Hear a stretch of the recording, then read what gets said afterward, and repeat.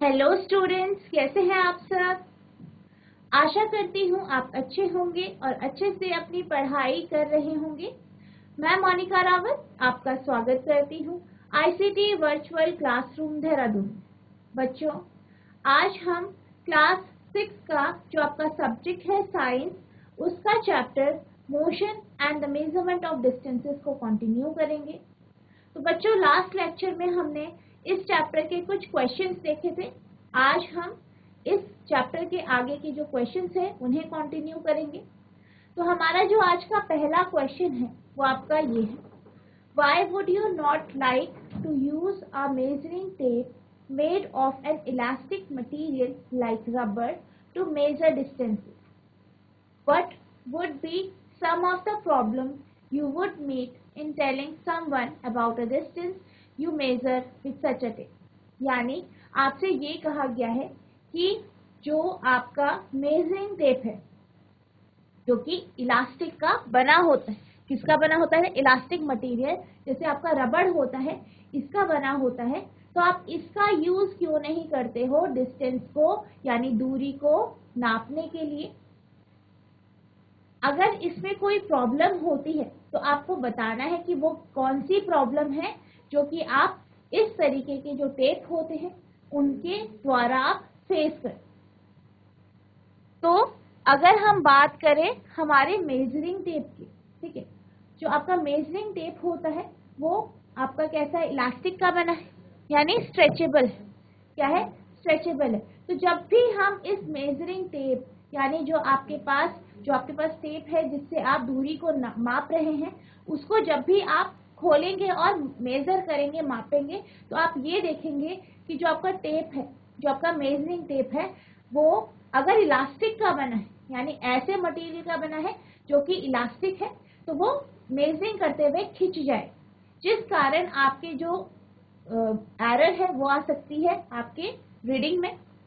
तो इस कारण हम इलास्टिक मटेरियल के जो टेप होते हैं उनका यूज नहीं करते हैं या प्रेफर नहीं करते हैं यूज करना, क्योंकि इससे क्या होता है, हमारी जो मेजरमेंट है या रीडिंग है उसमें हमारी क्या जाती है? एरर, या हमें डिफिकल्टी हो सकती है रीडिंग। तो आपका जो ये क्वेश्चन है इसका जो आंसर है वो आपका कुछ इस तरीके से है, N elastic measuring tape will not give accurate measurement as it stretches in length and reduces in size when stretched। यानी हम इलास्टिक मेजरिंग टेप का इसलिए यूज करना प्रेफर नहीं करते हैं क्योंकि जब भी हम इससे मेजरमेंट लेंगे, मापन लेंगे, तो क्या होगा? हम इसे खींचेंगे, ठीक है। जब हम इसे खींचेंगे इसको, तो क्या होगा? ये स्ट्रेच हो जाएगा, खिंच जाएगा, या फिर ये क्या हो जाता है? आपका रिड्यूस हो जाता है साइज में, यानी कॉम्पैक्ट हो जाता है, ठीक है, छोटा हो जाता है, या फिर वो खिंच जाता है। जैसे हमने लगाया इंची टेप तो वो खिंच जाता है, कई बार ऐसे हो। When we express measurements taken with elastic tape, we have to tell whether the tape was stretched. If yes, how much? Then it is very difficult to tell the measurement taken from a elastic tape। यानी जब भी हम एक elastic tape का use करते हैं, उसका क्या करते हैं? हम उपयोग करते हैं किसी भी दूरी को मापने के लिए। तो जैसे ही हम उसे खींचते तो वो खिंच जाता है, स्ट्रेच हो जाता है। जब वो स्ट्रेच हो जाता है तो हमें थोड़ा मेजरमेंट में प्रॉब्लम होती है। तो अगर हमें एक्यूरेट मेजरमेंट चाहिए, ठीक है, हमें एक्यूरेट मेजरमेंट चाहिए, तो हमें क्या करना पड़ता है? हमें ये देखना पड़ता है कितना वो आपका इंची टेप या जो भी आप टेप यूज कर रहे हैं, ठीक है, मेजरमेंट के लिए, मापन के लिए जो भी टेप आप यूज कर रहे हैं उसमें कितना खिंचाव हो। और ये बहुत डिफिकल्ट हो जाता है कि आपको ये बताना कि कितना इसमें खिंचाव हुआ है। इसलिए इस तरीके के जो टेप होते हैं जो इलास्टिक के बने होते हैं, इनका हम उपयोग दूरी को मापने के लिए नहीं करते हैं। आई होप आपको ये क्वेश्चन समझ में आ गया होगा, इसका आंसर भी आपको समझ में आ गया होगा। अब हम चलते हैं अपने अगले प्रश्न की तरफ। तो आपका अगला जो क्वेश्चन है वो आपका ये है, give 2 examples of periodic motion. आपको पीरियोडिक मोशन के 2 उदाहरण बताने हैं कि पीरियोडिक मोशन के 2 उदाहरण कौन कौन से होते हैं। अगर हम पीरियोडिक मोशन की बात करें, किसकी बात करें, पीरियोडिक मोशन की अगर हम बात करें तो क्या होता है, ये एक ऐसे तरीके की गति होती है या मोशन होता है जो अपने आप को दोहराता है यानी रिपीट करता है। क्या करता है, रिपीट करता है यानी दोहराता। जैसे कि हमने बात की थी जो आपका पेंडुलम क्लॉक होती है, ठीक है, उसमें जो पेंडुलम लगी होती है, ठीक है, जो आपकी पेंडुलम वाली घड़ी होती है उसमें जो पेंडुलम लगा होता है, आपने देखा है कि वो क्या करता है, मूव करता है और वो एक पीरियोडिक मोशन दिखाता है। इसी तरीके से हमने झूले का एग्जाम्पल देखा था कि जो आपका झूला होता है, ठीक है, जो आपका स्विंग होती है यानी झूला होता है, वो भी एक एग्जाम्पल है पीरियोडिक मोशन का, क्योंकि एक फिक्स टाइम इंटरवल के बाद, एक समय अवधि के बाद वो खुद को रिपीट करता है, वो अपने प्रोसेस को रिपीट करता है यानी दोहराता है। इस कारण हम इसे पीरियोडिक मोशन कहते हैं। तो इसके कुछ एग्जाम्पल्स आपको लिखने हैं। जैसे मैंने अभी आपको एक पेंडुलम क्लॉक का एग्जाम्पल बताया, स्विंग का एग्जाम्पल बताया, और आपका इसी तरीके से अगर हम सिलाई मशीन की बात करें, जो आपकी सिलाई मशीन होती है उसकी जो सुई होती, ठीक, उसकी जो निडल होती है वो भी पीरियोडिक मोशन दिखाती है। क्या दिखाती है, पीरियोडिक मोशन, क्योंकि वो अपने काम को, वो ऊपर नीचे होती है सुई, तो वो अपने काम को एक फिक्स टाइम इंटरवल के बाद, एक फिक्स जो समय अंतराल होता है उसके बाद दोहराती है। तो इसी तरीके से आपको इस क्वेश्चन का आंसर लिखना है, यानी आपको यहाँ पे इस क्वेश्चन के एग्जाम्पल्स बताने हैं। तो इसके जो एग्जाम्पल्स हैं वो आपका पहला हमने लिया है a needle of a swing machine, यानी सिलाई मशीन की सुई।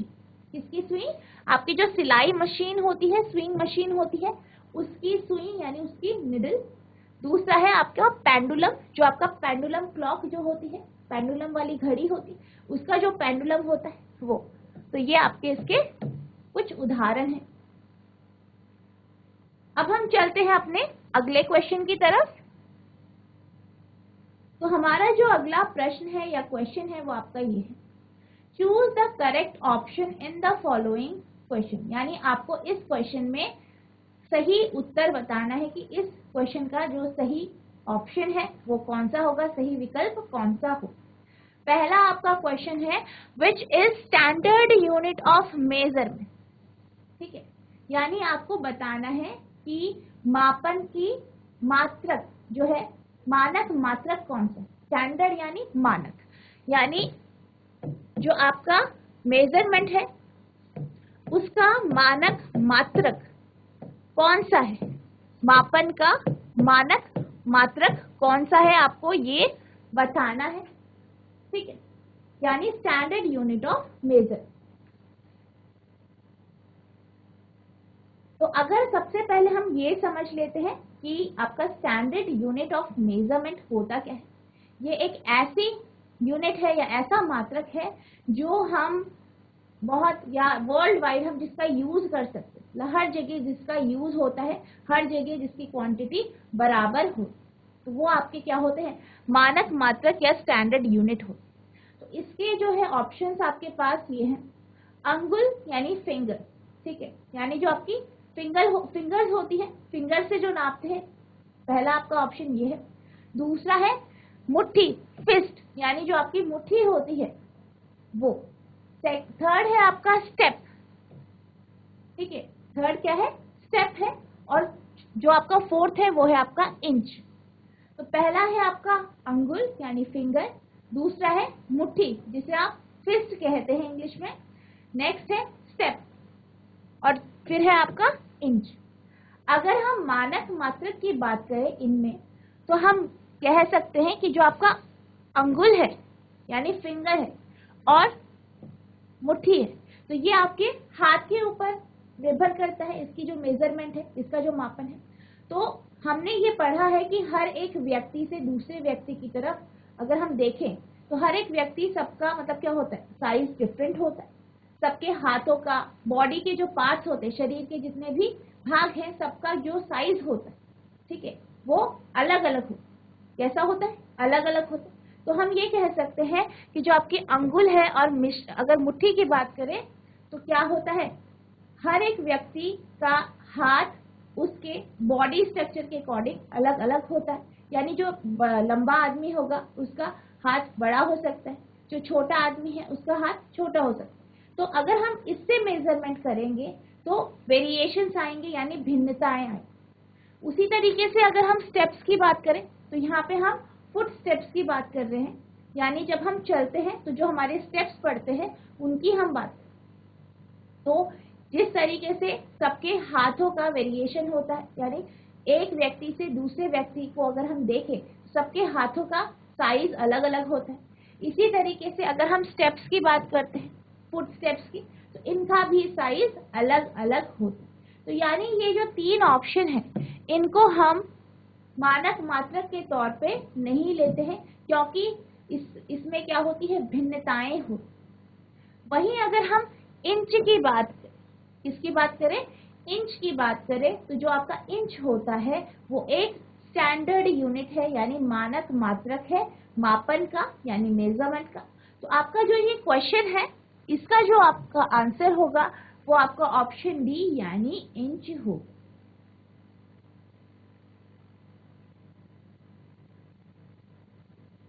अब आपका जो नेक्स्ट क्वेश्चन है वो आपका ये है, what is the SI unit of length, यानी आपको लंबाई का एसआई यूनिट यानी मात्रक बताना है कि जो लंबाई का जो स्टैंडर्ड है मानक मात्रक कौन सा है, ये आपको बताना है।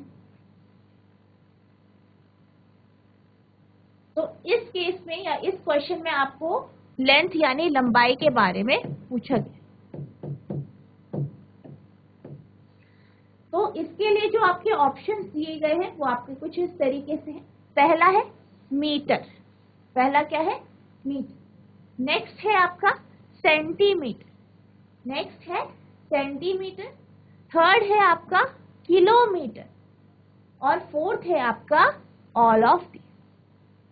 क्या है आपका, metre, centimetre, kilometre, all of this. और आपको क्या बतानी है, एसआई यूनिट या एसआई मात्रक जो है वो आपको बताना है लंबाई यानी लेंथ। तो जैसे हमने पढ़ा है लेंथ के बारे में, तो हमने ये देखा था कि हम नॉर्मली जो यूनिट जिस मात्रक का हम यूज करते हैं नॉर्मली वो हम मीटर का यूज करते हैं।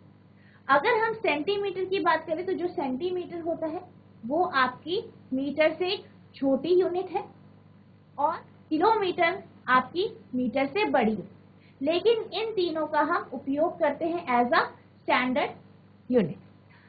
तो अगर हम बात करें एसआई यूनिट, ठीक है, एसआई यूनिट की अगर हम बात करते हैं तो हम मीटर का ही उपयोग करते हैं, क्योंकि नॉर्मली हम चीजों को मीटर में ही नापते हैं। तो आपका जो एसआई यूनिट है, एसआई मात्रक है लंबाई का, ठीक है, वो आपका मीटर है। पर जो आपकी सेंटीमीटर, किलोमीटर है, ये भी आपकी क्या है, लंबाई की ही यूनिट्स है।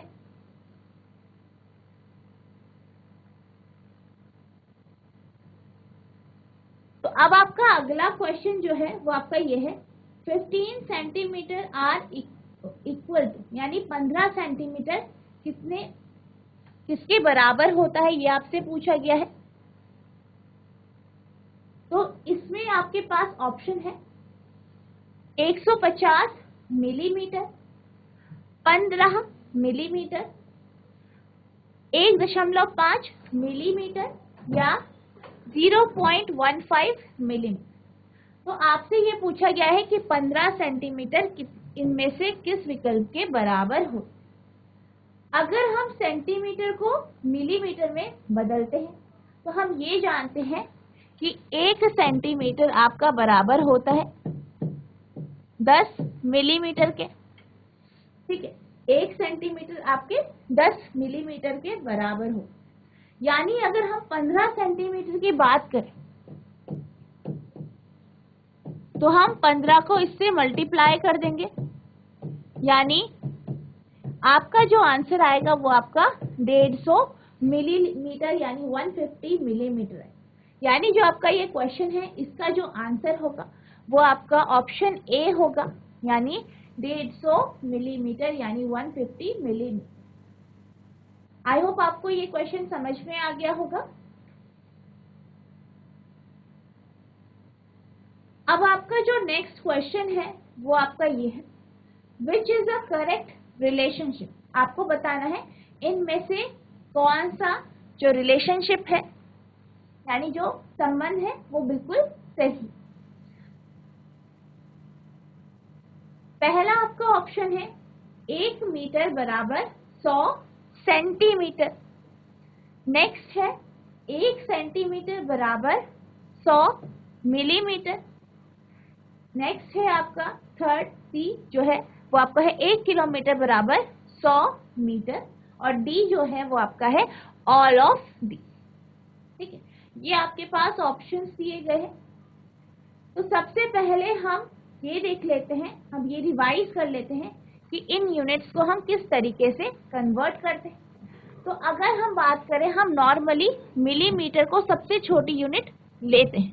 ठीक है, तो जो आपके मिलीमीटर होती है, ठीक है, अगर हम सेंटीमीटर की बात करें तो 1 सेंटीमीटर आपके 10 मिलीमीटर से मिलके बना होता है। ठीक, अब हम अगर मीटर की बात करें, आपका जो 1 मीटर होता है वो आपके 100 सेंटीमीटर से मिलके बना होता है। या हम ये कह सकते हैं कि 1 मीटर आपके 1000 मिलीमीटर से मिलके बना होता है।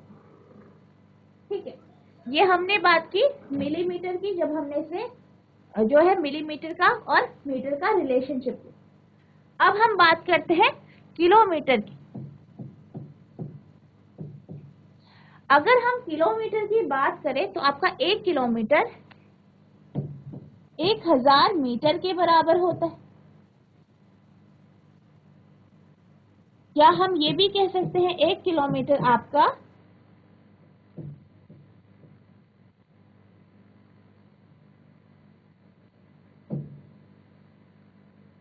1,00,000 सेंटीमीटर के बराबर होता है।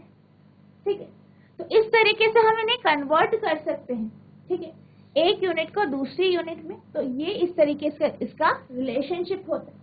अगर हम बात करें इन ऑप्शंस की, तो आप यहाँ पे देख सकते हैं कि यहाँ पे आपको दिया गया है कि पहला आपका ऑप्शन है 1 सेंटीमीटर बराबर 100 सेंटीमीटर की। तो हम ये जानते हैं कि जैसे कि अभी हमने देखा कि आपका 1 मीटर बराबर 100 सेंटीमीटर के होते, यानी अगर हम पहले विकल्प को देखें या पहले ऑप्शन को देखें तो ये बिल्कुल सही है। नेक्स्ट है आपका 1 सेंटीमीटर बराबर 100 मिलीमीटर। ठीक है, 1 सेंटीमीटर बराबर 100 मिलीमीटर। पर जब हमने अभी ये देखा कि जब हम सेंटीमीटर को मिलीमीटर में बदलते हैं तो 1 सेंटीमीटर आपका 10 मिलीमीटर के बराबर होता है, यानी जो आपका सेकंड ऑप्शन है ये बिल्कुल गलत है। थर्ड है आपका 1 किलोमीटर बराबर 100 मीटर। 1 किलोमीटर बराबर 100 मीटर। अगर हम बात करते हैं 1 किलोमीटर की, तो ये आपका 1000 मीटर के बराबर होता है। किसके बराबर होता है? 1000 मीटर के बराबर होता है। यानी आपका थर्ड ऑप्शन भी गलत है और आपका फोर्थ ऑप्शन बिल्कुल गलत है, क्योंकि इसमें दिया गया है उपयुक्त सभी, यानी ऑल ऑफ दी या ऑल ऑफ द अबव। तो जो आपका इस क्वेश्चन का आंसर होगा वो आपका फर्स्ट होगा। अब हम चलते हैं अपने अगले क्वेश्चन की तरफ। तो आपका जो अगला क्वेश्चन है वो आपका ये है, in the following figure the proper way of reading scale is. यानी आपसे ये कहा गया है कि आपको एक फिगर दी गई है। ठीक है, ये आपकी क्या है? फिगर है, और आपको बताना है कि इसमें प्रॉपर वे कौन सा है रीडिंग स्केल को देखने का या ऑब्जर्व करने का या रीडिंग लेने का। तो जब हम बात कर रहे थे रीडिंग लेने की, तो हमने देखा था कि किस तरीके से हमें किसी भी स्केल के माध्यम से रीडिंग लेनी चाहिए, जिसमें हमने ये देखा था कि आप जब भी रीडिंग लेते हैं तो आपको हमेशा स्केल को जो है, जब आप किसी भी ऑब्जेक्ट या जो भी आप वस्तु है जिसको आप नाप रहे हैं, जिसका आप मापन कर रहे हैं, उसके एक सिरे पे या किनारे पे जब आप स्केल को रखते हैं तो हमेशा आप 0 पॉइंट पे रखेंगे, ठीक है। नेक्स्ट हमने ये देखा था कि आपको हमेशा स्केल सीधा रखना होता है, और फिर हमने देखा था जब भी आप ऑब्जर्वेशन करें तो बिल्कुल सीधे करें, बिल्कुल सीधे। आपको साइड से ऑब्जर्वेशन नहीं करना है, बिल्कुल सामने से ऑब्जर्वेशन करनी है। जब भी आप रीडिंग लेते हैं तो बिल्कुल सामने से। तो यहाँ पे भी वही आपको दिखाया गया है कि आपके पास एक ब्लॉक है, ये कोई आपकी ऑब्जेक्ट है, इसकी आप चौड़ाई नाप रहे हैं, ठीक है। आपने स्केल रखा और आप रीडिंग ले रहे हैं, ठीक है। ये पॉइंट 1 है, इसको आपको ऑब्जर्व करना है, इसको देखना है ताकि आप रीडिंग ले सकें। आप क्या करते हैं, सी पॉइंट से देखते हैं, ए पॉइंट से देखते हैं और बी पॉइंट से देखते हैं। आपको ये बताना है इन तीनों में से कौन सा प्रॉपर वे है इसको मेजर करने का।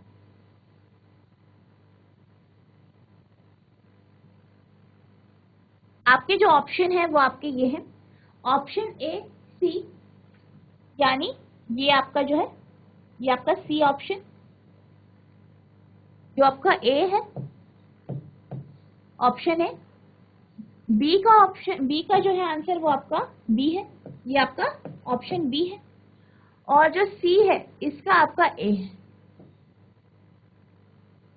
ठीक है, ये आपका ऑप्शन सी है।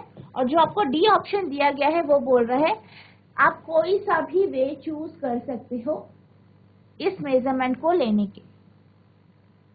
जब हम पढ़ रहे थे हमने क्या देखा था, जब भी आप रीडिंग लो तो बिल्कुल स्ट्रेट यानी बिल्कुल सीधे तौर पे आपको लेनी पड़ती है, यानी बिल्कुल आप सीधा देख सकते हैं, या आपको इस तरीके से आपकी पोजीशन होनी चाहिए। अगर आप साइडवेज से देखते हैं, चाहे आप सी या बी पोजीशन से देखें, तो आपकी जो रीडिंग है उसमें एरर आए, क्या आएगा, एरर आए।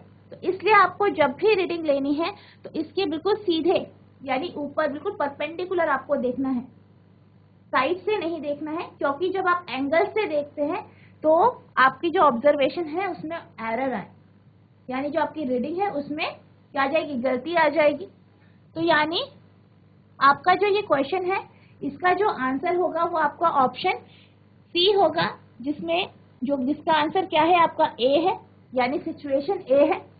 क्योंकि आप देख सकते हैं सिचुएशन ए में बिल्कुल आप देख सकते हैं, बिल्कुल सीधे तौर पे हम देख रहे हैं। और अगर हम बात करें बी और सी की, बी और सी सिचुएशन की, तो हम साइड से देखते हैं तो आपका जो है मेजरमेंट में एरर आ जाए। तो इसलिए इसका आंसर क्या है, आपका ऑप्शन सी है।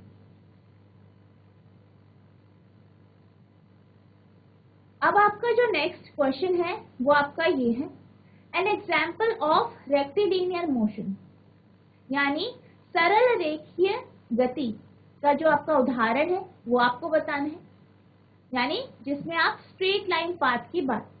बेसिकली जब हम रेक्टिलिनियर मोशन की बात करते हैं तो हम स्ट्रेट लाइन पाथ की बात करते हैं, और हमने इसके बहुत सारे एग्जाम्पल्स देखे थे। जैसे हमने ये कहा था कि जब भी किसी रोड पे या जो आपकी रोड होती है उसमें गाड़ियां जो जाती है वो एक रेक्टिलिनियर मोशन में जाती है, यानी स्ट्रेट लाइन पाथ में वो चलती है। उसी तरीके से हमने देखा था कि जब सोल्जर जो सैनिक होते हैं मार्च पास करते हैं या बच्चे मार्च पास करते हैं तो वो भी एक सीधी लाइन में चलते हैं, यानी रेक्टिलिनियर मोशन दिखाते हैं, यानी सरल रेखीय गति जो होती है उसमें वो चलते हैं। तो इसके जो एग्जाम्पल है आपके वो आपका है पहला, an apple falling from a tree, यानी एक सेब जो कि पेड़ से गिर रहा है। नेक्स्ट है motion of car on road, यानी रोड पे जो कार है वो चल रही है, वो गति कर रही है। तीसरा है आपका यानी सी ऑप्शन, अ स्पिनिंग टॉप, यानी जो आपका लट्टू है जो घूम रहा है। ये आपका ऑप्शन, ये आपका थर्ड जो है ऑप्शन में जो है ये है। और आपका जो फोर्थ है वो है बोथ ए एंड बी, यानी जो आपके ऑप्शन ए है, विकल्प ए और बी, ये दोनों बिल्कुल सही। अगर हम सेब के गिरने की बात करें, ठीक है, ये आपका क्या है, सेब का पेड़ है सपोज,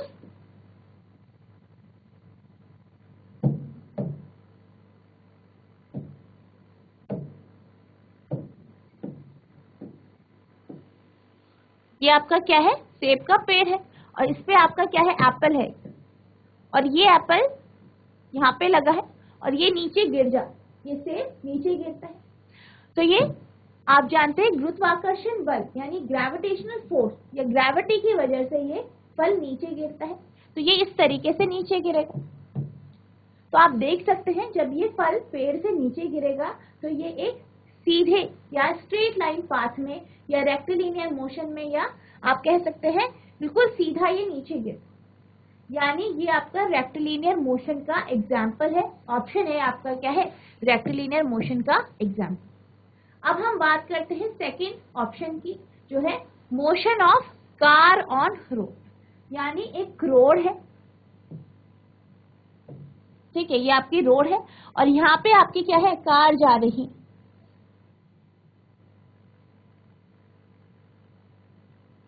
जो है यहाँ पे आपकी क्या जा रही है, कार आपकी जा रही है, ये कार है, ये आपकी चल रही है, ठीक है, इस रोड पे चल रही है। तो हम ये कह सकते हैं कि रोड पे जब भी कार जाती है तो वो बिल्कुल एक सीधे रास्ते पे जाती है, यानी अगर हम इस तरीके से बात करें तो आपकी जो ये कार है जब भी इस रोड से जाएगी तो एक बिल्कुल सीधे रास्ते में जाए, ठीक है, एक स्ट्रेट पाथ में चले, ठीक है। तो यानी ये भी एक एग्जाम्पल है आपका किसका, रेक्टिलिनियर मोशन का, यानी सेकंड भी आपका एग्जाम्पल है। अब हम बात करते हैं थर्ड ऑप्शन की, जो है अ स्पिनिंग टॉप, ठीक है। तो टॉप आपका लट्टू होता है, ठीक है, आपका क्या होता है, लट्टू होता है टॉप,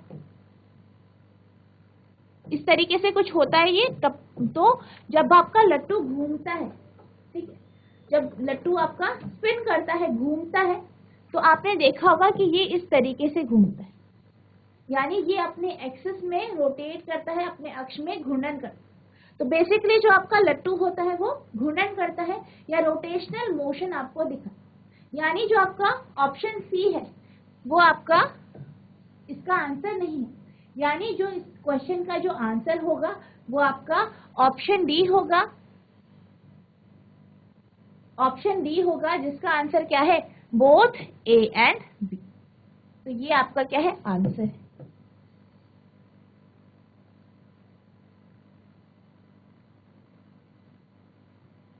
अब आपका जो अगला क्वेश्चन है वो आपका ये है, which is an example of a periodic motion, यानी आपको ये बताना है कि निम्नलिखित में से कौन सा पीरियोडिक मोशन का एग्जाम्पल है। तो अभी हमने पीरियोडिक मोशन को डिस्कस किया, यानी एक ऐसी गति होती है जो अपने आप को क्या करती है, रिपीट करती है, अपने प्रोसेस को एक फिक्स समय अंतराल या टाइम इंटरवल के बाद खुद को रिपीट करती है, यानी दोहराती है। तो अगर हम बात करते हैं पीरियोडिक मोशन के एग्जाम्पल की, तो हमें ऐसे उदाहरण चाहिए जो खुद को क्या करते हैं, रिपीट करते हैं फिक्स इंटरवल ऑफ या एक समय अंतराल के बाद या फिक्स इंटरवल ऑफ टाइम के बाद। तो अगर हम सबसे पहले बात करते हैं ऑसिलेशन ऑफ पेंडुलम की, यानी आपके पास पेंडुलम है वो ऑसिलेट कर रहा है, जैसे कि आपका पेंडुलम जो क्लॉक होती है उसमें होता है। तो जब भी पेंडुलम ऑसिलेट करता है तो वो इस तरीके से, ठीक है, वो ऑसिलेशन इस तरीके से करता है, यानी जिसकी आवृत्ति होती है या उसका जो ऑसिलेशन होता है वो कुछ इस तरीके से होता है, यानी वो पहले इधर जाएगा, फिर वो इस पोजीशन में जाएगा और फिर वो दोबारा से यहाँ पे आके फिर वो उधर जाएगा।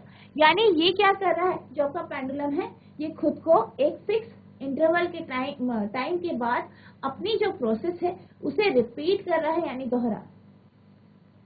तो यानी जो आपका पहला ऑप्शन है वो बिल्कुल सही है। अब हम बात करते हैं दूसरे ऑप्शन की, मोशन ऑफ अ बस ऑन अ रोड। तो जैसे अभी हमने देखा motion of a car on a road, ठीक है, यानी एक कार का किसी रोड पे चल, तो जैसे कि कार एक रेक्टिलिनियर मोशन में चलती है, एक स्ट्रेट लाइन पाथ यानी सीधी रेखा में चलती है, इसी तरीके से आपकी जो बस है वो भी रोड में एक सीधी रेखा में चलती है, यानी ये आपका एग्जाम्पल नहीं है पीरियोडिक मोशन का, ये आपका रेक्टिलिनियर मोशन का एग्जाम्पल है। अब हम बात करते हैं स्पिनिंग टॉप की। तो जैसे कि अभी हमने देखा स्पिनिंग टॉप, तो हमने क्या देखा था कि जो स्पिनिंग टॉप होता है यानी जो आपका लट्टू होता है, जब वो घूमता है या घूर्णन करता है तो उसमें कौन सा मोशन होता है, रोटेशनल मोशन। तो यानी आपका जो सी ऑप्शन है ये भी आपका गलत है। अब आपका है D option, a stone dropped from a certain height, यानी एक ऊंचाई से पत्थर को फेंका गया है या छोड़ा गया, ठीक है। तो जब भी एक पत्थर आपका किसी ऊंचाई से, ठीक है, यहाँ से इस तरीके से छोड़ा गया है, तो जब वो नीचे आएगा, जैसे कि हमने सेब का एग्जाम्पल देखा कि जब सेब पेड़ से नीचे गिरता है, उसी तरीके से जो आपका पत्थर है वो भी ऊंचाई से नीचे गिरेगा और किसके इन्फ्लुएंस में गिरेगा, यानी किसके प्रभाव में गिरेगा, आपका ग्रेविटी यानी गुरुत्वाकर्षण बल। तो ये आपका एक सीधी लाइन में गिरेगा, यानी सीधी रेखा में ये नीचे गिरेगा, यानी ये भी आपका रेक्टिलिनियर मोशन का एग्जाम्पल है। तो ये भी आपका आंसर नहीं है। तो आपका जो आंसर है वो आपका ऑप्शन ए है, यानी ऑसिलेशन ऑफ पेंडुलम।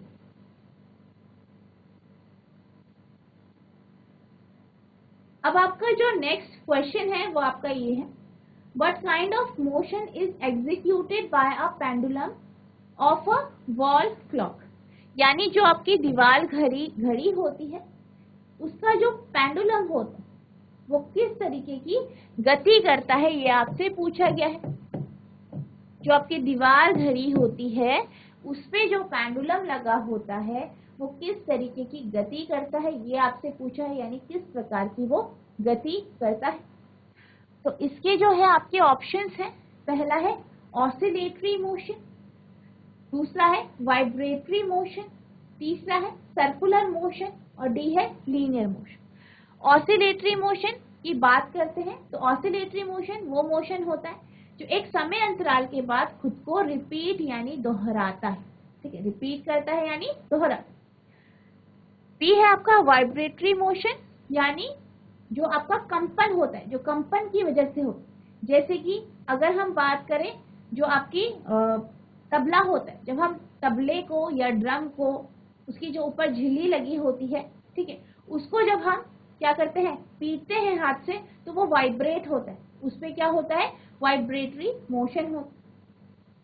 अब हम सर्कुलर मोशन की बात करते हैं, तो जो सर्कुलर मोशन होता है इसमें जो आपकी ऑब्जेक्ट होती है, वस्तु जो होती है, वो हमेशा सर्कल यानी वृत्त के जो पाथ होता है, वृत्त का जो पथ होता है, सर्कुलर जो पाथ होता है उसमें वो मूव करती है, क्या करती है, मूव करती है यानी गति करती है।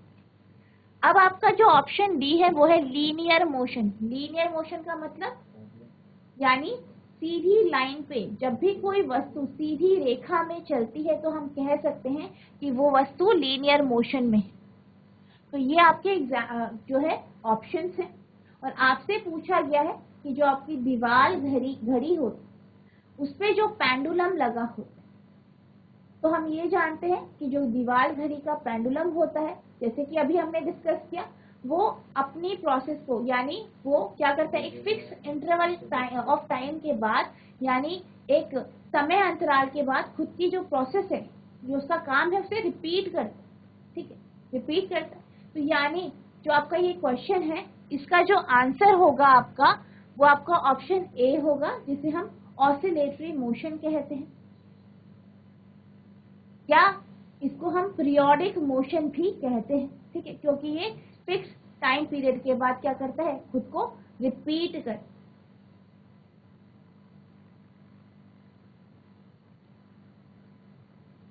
अब आपका जो अगला क्वेश्चन है वो आपका ये है, 1 metre is equals to dash millimetre, यानी आपसे ये पूछा गया है कि 1 मीटर बराबर होता है कितने मिलीमीटर। आपके पास ऑप्शंस हैं, तो आपके जो ऑप्शंस हैं वो है, पहला ऑप्शन है 10 यानी 10, दूसरा यानी बी ऑप्शन है 1000 यानी 1000, तीसरा यानी सी ऑप्शन है आपका 100 यानी 100 और चौथा है आपका 10,000। तो ये आपसे पूछा गया है कि 1 मीटर कितने मिलीमीटर के बराबर होता है। तो जैसे कि हमने डिस्कस किया है कि जो आपका 1 मीटर होता है, ठीक है, जो आपका 1 मीटर होता है वो आपका 100 सेंटीमीटर के बराबर, ये हमने देखा है, ठीक है। और हमने क्या देखा है कि जो आपका 1 मिलीमीटर होता है वो जो आपका 1 सेंटीमीटर होता है, ठीक है, जो आपका 1 सेंटीमीटर यानी 1 सेंटीमीटर होता है वो आपके 10 मिलीमीटर के बराबर होता है, ये हमने देखा। तो इससे हमने क्या ऑब्जर्व किया, क्या देखा, हमने ये देखा कि जो आपका 1 मीटर है, जो आपका 1 मीटर है वो आपका 1000 मिलीमीटर के बराबर होता है, ठीक है, यानी 1 मीटर 1000 मिलीमीटर के बराबर होता है। तो अगर हम इस क्वेश्चन की बात करें, इसमें आपसे पूछा गया है कि 1 मीटर कितने मिलीमीटर के बराबर होता है, तो इसका जो आंसर होगा, जैसे कि अभी हमने यहाँ पे देखा क्या है 1000 यानी 1000 मिलीमीटर, तो आपका जो ये क्वेश्चन है इसका जो आंसर होगा वो आपका ऑप्शन बी यानी 1000 होगा। तो इस तरीके से ये आपका क्वेश्चन होगा। आई होप ये क्वेश्चन आपको समझ में आ गया होगा। और बच्चों मैं आशा करती हूँ कि जितने मैंने आज आपको क्वेश्चन समझाए वो आपको समझ में आ गए होंगे। आपको इनको घर में रिपीट करना है, रिवाइज करना है। तो बच्चों आज के लिए बस इतना ही, मिलते हैं आप नेक्स्ट सेशन में, तब तक के लिए thank you and have a nice day.